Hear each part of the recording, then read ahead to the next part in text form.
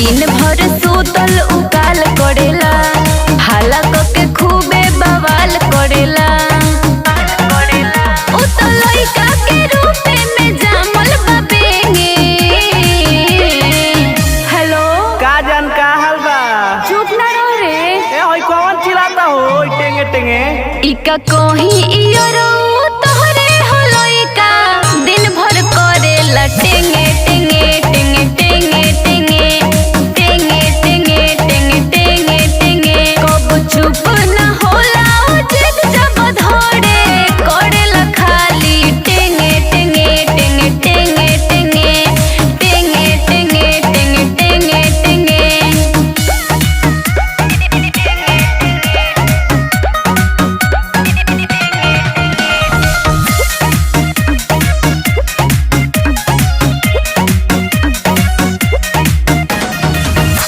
कुछ नाही पियता वे, कुछ नाही खाता, दिन भर यरऊ इहे बतिया चिल्लाता।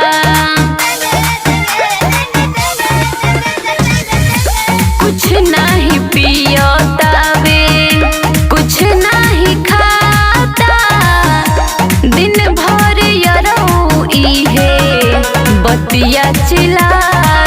कहे घरवा में नहीं रहेंगे। ई तो परेशान कर देले बा, बुझाते नहीं खे का करी। ये अफ्रीकन लड़का कहाँ से हो गई हो?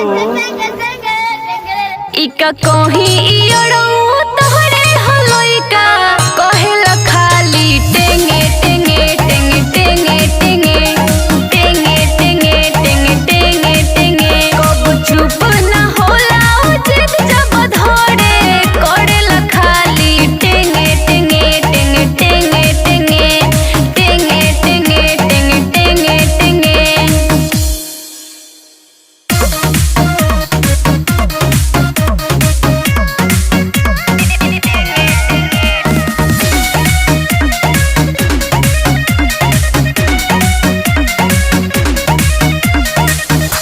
खाली हरान ई हो कोइल चाहतावे, एह से छुछुनर लइका केहू के न बावे।